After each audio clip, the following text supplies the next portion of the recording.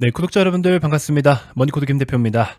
자, 어제 하루 쉬었더니 목소리가 조금 돌아온 것 같습니다, 여러분들. 다시 한번 또 힘차게 인사드리면서 어제 또 추가적으로 말씀을 드려보고 싶었던 내용들이 있었는데 목 컨디션 때문에 영상을 녹화하지 못하면서 내용을 전달드리지 못한 부분들이 있습니다.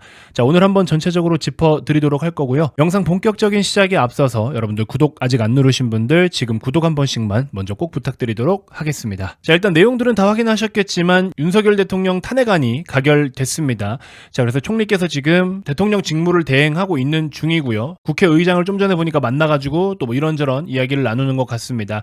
자, 인터넷 창을 키면 죄다 정치 얘기밖에 없죠. 자, 근데 일단 정권이 어떻게 교체가 될 것이고 윤석열 대통령이 최종적으로 또 법의 심판을 어떻게 받을 것이며 뭐 이런 거는 솔직히 지금 당장 주식시장 안에서는 그렇게 크게 중요하지 않습니다. 일단은 지금 정치적으로 놓고 봤을 때 윤석열 대통령을 끌어내리려고 했던 거잖아요. 그러면 이제 탄핵안부터 가결이 되느냐 부결이 나느냐 이게 일단 첫 번째 핵심 키워드였는데 어쨌든 가결은 됐어요. 자, 그래서 정말 빠르면 한 뭐 2, 3개월 내에도 제가 뭐 법에 관련된 전문 용어까지는 잘 모르겠지만 뭐 재판이라고 해야 됩니까? 그 일정이 이제 빠르면 2, 3개월, 길면 뭐 6개월 정도도 걸리기도 한다라고 합니다. 자, 어쨌든 대통령은 직무가 정지되었고 3개월에서 6개월 뭐 혹은 더 걸릴 수도 있고 그렇지도 않을 수도 있겠지만 법의 심판을 기다릴 수밖에 없는 상황이 되어버렸죠. 자, 그러면 이거는 이제 주식시장으로 봤을 때 어떻게 인식을 하느냐? 일단은 더 심각해지지는 않겠구나. 왜? 가장 심각한 거는 결국엔 계엄이었습니다. 그렇기 때문에 2차 계엄으로 갈 가능성 요게 계속 여지가 남아 있었기 때문에 주식시장이 뭔가 모르게 긴장이 있었던 거고, 어쨌든 야당에서 해야 될 일은 지금 최선을 다해서 본인들이 이뤄낼 목적을 일단은 이뤄낸 거거든요. 본인들이 행동을 취해서 할 수 있는 선에서의 최대한의 성과는 얻어낸 겁니다. 그쵸? 자, 그렇기 때문에 그 다음은 이제 법률적인 문제이기 때문에 그거는 뭐 법의 심판을 따라야 되는 거고, 어쨌든 지금까지 놓고 보면은 그 정치적인 흐름과 사이클을 놓고 봤을 때 정치적인 리스크는 오히려 이제 여기서 약간 좀 해소될 가능성이 높다. 그래서 주식시장에는 조금 호재로 작용이 될 가능성이 높다. 그래서 우리나라 시장 그동안에 단기적으로 여러 가지 악재들이 계속 시장에 연속적으로 연출되면서 이런 것들이 반영되면서 꾸준하게 레벨 다운이 되어 왔었고, 월봉 기준으로 8, 9개월째 연속으로 하락이 나타난 그런 진짜 이례적인 역사에 남을 일이 벌어졌는데, 거기다가 또 45년 만에 계엄까지 해서 또 추가적인 역사가 남게 되었죠. 자, 아무튼 이런 모습들이 연출이 됐었고, 자, 그러면 그동안에 이제 여러 악재들이 두드려 맞았지만 최근에 가장 심했던 악재는 정치적인 노이즈였는데, 그게 이제 해소가 되기 시작을 하면서 어쨌든 주가종합지수를 포함해서 코스닥까지도 반등이 본격적으로 나타나고 있는 그런 상황이다라는 겁니다. 자, 그래서 이렇게 주가가 빠질 때 너무 과하게 빠지고 많이 빠져서 기준과 레벨을 무시하고 그 이상으로 더 빠져버린다라고 했을 때, 정치적인 것들이 이번에는 정치적인 이슈였지만 이 정치적인 게 실제로 우리나라의 경제에 미치는 영향이 과연 어느 정도일까? 실질적으로 이러한 우려감들이 있다가 아니라 실제로 얼마큼 큰 데미지를 입을까에 대해서 고민을 해본다면 장기적으로는 영향을 미칠 수 있겠지만 사실 단기적으로는 그렇게 데미지가 크지 않다. 그래서 구분지어서 봐야 된다라는 것을 한국은행 이창용 총재께서도 직접 이야기를 해주셨었고요. 그리고 뭐 내수 경제에 대한 걱정을 많은 분들이 해주고 계시는데, 사실 맞습니다. 환율이 높다라는 거는 기본적으로 우리는 원자재적인 측면에서 수출을 하지 않는 게 없습니다. 우리나라는 대부분 90% 이상을 다 수입을 해서 그거를 뭐 재가공해서 생산해서 완제품으로 사용하는 거지,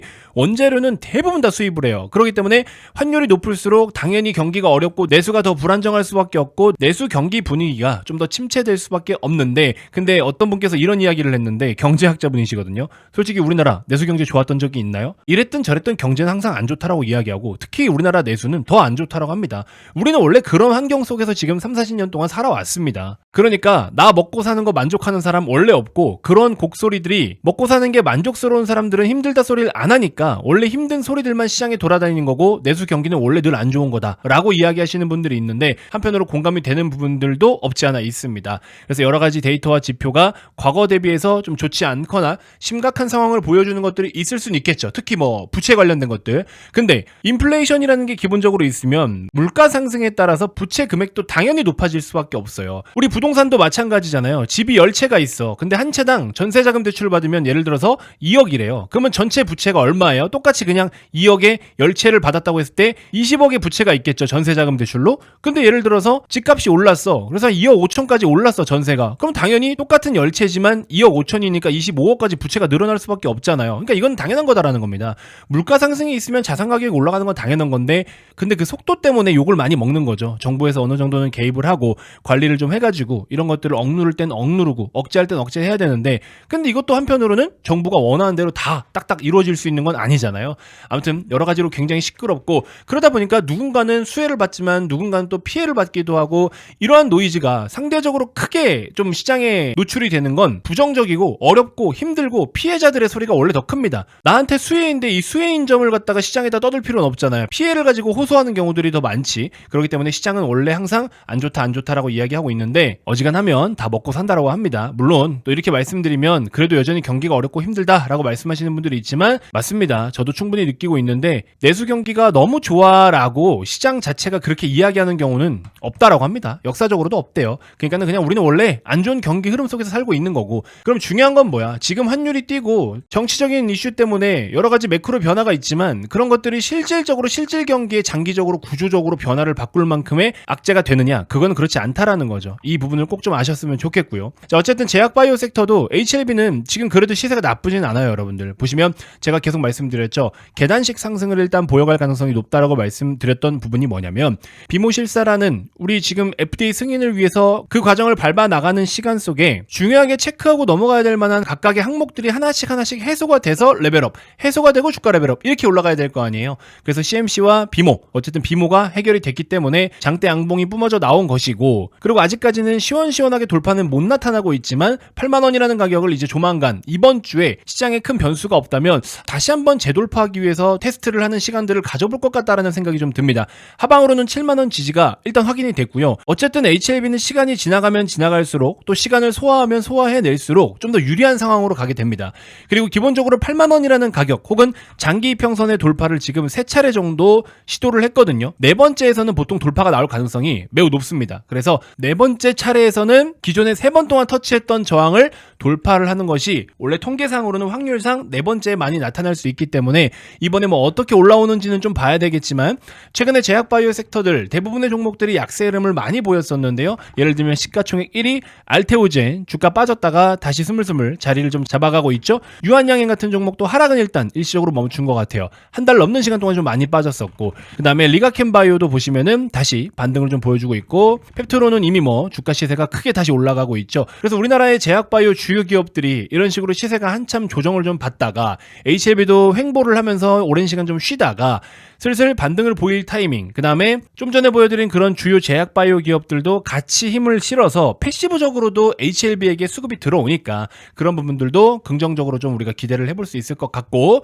두 번째로는 계속 설명드렸던 것처럼 정치적인 노이즈가 해소가 되면서 그동안의 시장을 강제로 완전 짓밟아버리고 억눌렀던 그런 것들이 조금씩 해소가 되어가고 있다라는 것이고, 또 미국 시장 중심으로 기술주들도 살짝 좀 쉬어가는 그런 흐름들을 맞이할 것 같습니다. 이제 미국의 FOMC 회의라든지 마이크론 뭐 실적 발표도 있고 하다 보니까 주요 일정에 따라서 어느 정도의 변동성을 또 기대해 볼 수 있을 것 같고요. 자, 그리고 하나 리서치 센터에서 뭐 이런저런 이야기를 리포트로 이렇게 내주셨는데, 여기 뭐 한 가지만 좀 말씀을 드리면, 정치적인 부분과 시장은 별개다라고 이야기를 하고 있죠. 과거 두 차례의 탄핵 정국 때 금리의 흐름을 놓고 보면 채권 시장은 정치 상황에 크게 영향을 받지 않았다라고 이야기를 하고 있고, 이 밖에 북한의 핵 위기라든지 천안함 같은 안보 위기 상황에서는 안전자산 선호 심리가 부각이 되면서 채권 금리가 대부분 하락을 했다라는 겁니다. 그리고 지금 외사에서도 무디스라든지 S&P 쪽에서도 계속 이야기를 하고 있지만, 한국은 신용등급을 계속 유지할 것 같고, 장기화됐을 때는 이게 문제가 되지만, 정치적인 리스크가 장기화됐을 땐 문제가 되지만, 지금 상황에서는 신용등급이 강등될 가능성도 낮다라고 이야기를 하고 있습니다. 그래서 근본 사태가 신용등급에 변화를 줄 것으로 보이지는 않지만, 신용평가사들의 입장에서 지금 사태는 예상치 못한 안 좋은 일이지 일어나서는 안 될 일은 아니다라는 겁니다. 워딩 자체가 다르죠. 한국은 재정에 타격을 입은 프랑스 경제와 재정은 물론이고 시스템 밖에서 일을 키우고 있는 이스라엘과는 상황이 좀 다르다라고 이야기를 해주고 있습니다. 그래서 아직까지는 해외에서 우리나라를 볼 때 그렇게 심각한 상황까지는 아니다라고 보고 있는 겁니다. 자, 그러면서 여러 가지 내용들과 과거에 탄핵 때 또 채권이나 외국인들의 수급 같은 것들이 어떤 식으로 움직였는지에 대한 데이터를 굉장히 내놓았는데, 제가 쫙 봤어요. 싹 다 봤는데 확실히 이번 사태 같은 경우에는 과거처럼 그렇게 심각한 수준도 아니고, 애초에 대통령 탄핵 같은 경우에 일시적으로는 충격일 수 있겠지만 사실 그거보다는 그 직전 후에 있었던 일들이 더 중요하다라는 겁니다. 그래서 현재 경제 상태가 어떻고 시장이 어떻고 매크로가 어떻냐가 우선인 거지 탄핵으로 인해서 다가오는 경제적 충격이 구조적으로 판이 새롭게 바뀐다거나 그 정도까지는 아니다라는 겁니다. 그래서 2004년 같은 경우에도 카드 사태 여파가 지속되고 있는 중에 또 노무현 대통령 탄핵 관련된 이슈가 있었던 거고요. 그래서 이런저런 것들을 고려해서 놓고 본다면 지금 현재는 그렇게 심각한 상황이 아니다. 그래서 밸류에이션에 집중해서 투자를 하면 좋다라고 또 충분히 여러분들께 설명을 다 드려왔었습니다. 자, 여러분들 끝으로 제가 질문 한 가지만 좀 드려볼게요. 혹시 그런 분들이 계신지 안 계신지는 모르겠습니다만 그래서 지금 확인차 한번 여쭙고자 하는 건데 나는 HLB에 내 인생을 걸었다 하시는 분들이 있으실까요? 걸었다. 그러면 댓글에 숫자 1 하나만 남겨주시고요. 그 정도는 아니다. 댓글에 숫자 2 한 번씩만 남겨주세요. 왜 이 말씀을 좀 드리냐면 제가 최근에 작성했던 리포트 많은 분들께 무료로 배포를 좀 해드렸었고 1차 라이브 방송에서도 언급을 드렸던 내용인데요. 수익을 내고자 하는 방법과 방식, 전략은 모두 다 다릅니다. 하지만 국내 시장을 투자하시는 분들이라면 상장된 2630개 종목 내에서 어쨌든 플레이를 해가지고 자산을 불려가는 거예요. 누구는 하루에 1%만 먹자라는 걸로 한 달에 20거래일 동안에 열심히 매매를 하시는 분들도 있고 누구는 한 달에 10%만 내자라고 하시는 분들도 있고 누구는 1년에 10%만 내자 하시는 분들도 있어요. 전략은 다 다를 수 있습니다. 그래서 지금 제가 말씀드릴 이 내용도 저만의 전략인 거예요. 근데 저는 많은 고객님들을 상대하고 있고 많은 회원님들을 상대하고 있잖아요. 그리고 그 수백 명의 회원님들께 자산을 불려드리기 위해서 너무나 많은 것들을 연구하고 공부하는 사람입니다. 자, 그러면서 이 이야기는 저도 오래전부터 저희 회원님들께도 많이 말씀을 드리고 제가 오프라인으로 대강당에 이제 모셔가지고 세미나를 할 때도 이 이야기를 많이 말씀을 드려요. 주식으로 뭐 엄청 대단한 걸 하려고 하지 마세요, 자꾸. 여러분들 이겁니다. 1000%의 수익 한 번보다 30% 10번이 확률이 당연히 더 높겠죠. 말씀드렸다시피 2630개 중에 1년에 1000%의 수익이 나타나는 게 몇 개나 나타날 것 같으세요? 1000%대 상승이 나타난다라고 하면은 보통 우리가 눈에 다 들어오거든요. 한 번씩은 이슈화되고 화제가 되거든요. 이런 종목이 1년에 5개나 나타날까요? 5개도 호황장에 나타날까 말까일 겁니다. 1000% 이상 상승 쉬운 거 아닌 거 아시죠, 여러분들? 그럼 여러분들은 2630개 종목 중에 1년에 이 5개도 안 되는 거, 심지어 이 종목을 내가 1000%를 다 긁어 먹을 수 있냐 없냐를 놓고 봤을 때 그러면 실질적으로 이 5개 중에 하나를 여러분들이 고를 확률은 얼마나 될까요? 쉽지 않죠. 거의 불가능에 가깝죠. 근데 30%의 수익은 솔직히 2630개 중에 얼마나 가능할까요? 이 30%가 거의 저는 대부분 다 가능하다고 봅니다. 왜? 지수만 움직여도 30%씩은 움직일 수 있으니까. 1년 중에 30%가 상승이 나타나는 파동과 사이클을 만들어내는 거 제가 봤을 때 2630개 다 해당된다라고 봅니다. 그렇죠? 그러니까 여러분들 30%씩 수익을 낼 수 있는 이 정말 높은 확률을 10번 정도만 반복을 해도 3천만 원을 투자하시면 10번이면 4억이 된다라는 거예요. 근데 많은 분들이 공감을 못 하세요. 야, 30% 가지고 무슨 돈을 버냐? 내가 지금 마이너스 50% 60%인데 여러분들이 마이너스 50% 60%여도 플러스 30%라도 지금 내는 게 더 중요한 거 아닙니까? 손실을 복구하는 게 중요한 거 아니겠어요? 제가 계속 말씀드리죠. 내 계좌에 마이너스 60% 찍혀 있는 거랑 단순하게 30% 하나랑 계산을 하는 게 아니고 이 60%도 이 30%를 두세 번만 반복하면 손실을 복구할 수 있는 거잖아요. 근데 많은 분들은 나 지금 반토막 이상인데 30% 가지고는 택도 없어. 이 한 번만 가지고 지금 생각을 하시거든요. 한 번이 아니라 높은 확률로 꾸준하게 30%씩 계속 수익을 낸다라고 가정을 하면 여러분들의 자산은 어마어마하게 불어난다라는 겁니다. 인식을 좀 바꾸실 필요가 있어요. 저도 정규반의 회원님들을 모집을 할 때는 마케팅과 영업적인 측면 고려 안 할 수 없습니다. 하지만 저희는 금감원의 규제를 받는 사업체이기 때문에 법적으로 지켜야 될 것들이 너무 많습니다. 확정 수익을 말씀드릴 수 있는 부분은 없고요. 당연히 불가능한 거고요. 수익 인증 같은 것도 절대 거짓말을 해서 안 되겠죠. 제가 지금까지 보여드렸던 고객님들의 수익 인증은 다 저희 회원님들이 직접 보내주신 거고요. 무슨 말씀을 드리고 싶냐? 여러분들은 퍼센테이지가 높은 거 정말 뭐 1000% 2000% 여기에만 너무 혹하십니다. 물론 너무 좋죠. 저렇게 수익을 다 낼 수 있으면 너무 좋죠. 자, 그렇지만 정석대로 꾸준하게 30%씩 내는 수익을 여러분들은 별로 그렇게 간에 기별이 안 간다고 생각하십니다. 근데 말씀드렸다시피 이 30%씩 수익을 너무 쉽게 낼 수 있고 높은 확률로 꾸준하게 낼 수 있다고 가정하면 심지어 그것도 한 개 분기당 3개월당 30%씩 내시면요. 이게 1년, 2년이면 2억 4천, 2년이면은 800%고요. 3년이면은 2300%입니다. 5년, 7년, 10년이면 어마어마하겠죠. 자, 근데 이제 여러분들 이렇게 말씀드리면 말이 쉽지라고 생각하실 수 있는데 맞습니다. 말이 쉽고요. 행동도 솔직히 어려운 거 없습니다. 그럼 나는 그런 종목을 매번 발굴해야 되잖아 라고 생각하시는 분들이 계실 텐데 제가 그래서 이번 라이브에서 딱 4개의 ETF 상품을 알려드릴게요. 4개의 ETF 상품 그냥 주식이라고 생각하시면 돼요. 여러분들 똑같은 겁니다. 그래서 1번, 2번, 3번, 4번 ETF를 소개해 드릴 건데 얘네들은요 정말로 분기당 쿼터별로 분기당 30%씩 수익을 꾸준하게 낼 수 있는 거예요. 그래서 얘가 어떻게 움직였을 때 여기서 사면 이만큼 수익 30% 가능하고요. 얘도 이만큼 어디서 어떻게 왔을 때 30% 가능하고요. 언제 어떻게 사라는 그 지표까지 알려드릴게요. 그냥 눈 감고 매수하셔도 됩니다. 왜 ETF 상품으로 접근을 하려고 하냐면 우리가 주식을 투자할 때 크게 두 가지의 리스크가 있습니다. 체계적인 리스크와 비체계적인 리스크가 있다라고 말씀을 드렸죠. 체계적인 리스크는 뭐예요? 거시 경제적인 거, 그 다음에 시장적인 거 이런 것들이 다 리스크인데 비체계적인 리스크는 뭡니까? 그냥 개별 종목, 업황 이런 거잖아요. 그렇죠? 그럼 여러분들이 공부를 하려면 종목도 기업도 재무제표도 경영진도 오너일과 업황, 사업 다 고민하고 걱정해야 돼요. 근데 제가 말씀드린 이 ETF 상품들은요 비체계적인 리스크가 없어요. 존재하지 않아요. 왜? 거시경제와 시장 상황만 보면 됩니다. 거기에 맞춰서 제가 하라는 대로만 딱 그냥 이럴 때 사라고 했는데 라는 신호가 발생했을 때 그냥 눈 감고 매수하시면요 30%씩 수익이 꽁으로 납니다. 이거 정말 쉬운 방법인데 아무도 안 하죠. 왜? 30%밖에 수익을 못 내? 라고 말씀하시거든요. 근데 제가 말씀드렸죠.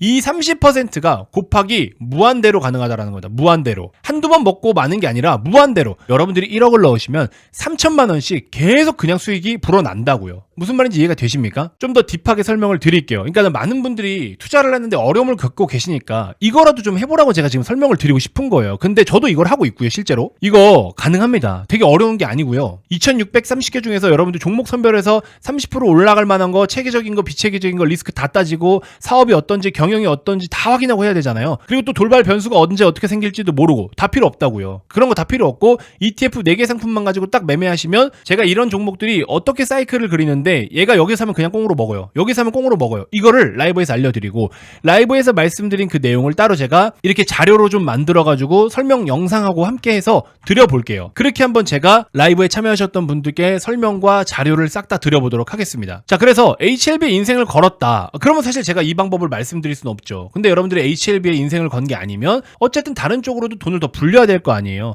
근데 너무 어렵게 남들이 막 유튜브에서 이거 좋대 저거 좋대 해가지고 일리 갔다 저리 갔다가 또 누구 탓했다가 그런 거 하지 마시고요. 스스로 꾸준하게 진짜 무한대로 돈을 벌 수 있는 방법을 제가 한번 알려드리겠습니다. 여러분들 정말 어려운 거 아니고 누구나 할 수 있어요. 그래서 이번 라이브에 꼭 한번 와 주셨으면 좋겠고요. 현재 보고 계신 영상 고정 댓글에 링크를 클릭하시면 라이브 신청하실 수가 있습니다. 12월 17일 화요일 7시 한 30분 정도부터 시작을 할 거니까 여러분들 정시에 참여가 가능하신지 중도에 참여가 가능하신지 체크해서 설문지에 신청해 주시면 제가 입장 링크 싹 다 보내드리도록 하겠습니다. 오셔가지고 많은 도움 받아가시고 지난 1차 라이브 어떻게 했는지 여기 또 링크 걸어놨거든요. 1차 라이브 했던 그 원본인데 녹화본이거든요. 요것도 한번 보실 분들은 보시면 진짜로 이 양반 라이브 하는구나 아실 수가 있으실 거고 거짓말하는 사람 아닙니다. 여러분들 아시겠죠? 자, 아무튼 드릴 말씀이 정말 많기 때문에 그 부분 좀 잘 참고해서 라이브 오셔서 정말 여러분들 이렇게까지 쉽게 자산을 불릴 수가 있구나, 내가 왜 이렇게 지금까지 주식을 어렵게 했지, 왜 물려있는 이거 가지고 이렇게 고생을 했지 라는 생각이 무조건 드실 겁니다. 아시겠죠? 여러분들 인생을 바꿔줄 그 내용이라고 정말 자신있게 말씀드립니다. 이거 한 번도 오픈한 적 없어요. 이렇게까지 오픈한 적이 없는데 이거 제가 제대로 한번 알려드리도록 하겠습니다. 라이브 많은 관심 부탁드리고 많은 참여 부탁드리도록 하겠습니다. 영상 고정 댓글 꼭 한 번씩 확인해 주세요. 자, 이번 영상 이렇게 해서 마무리하도록 하겠습니다. 고맙습니다.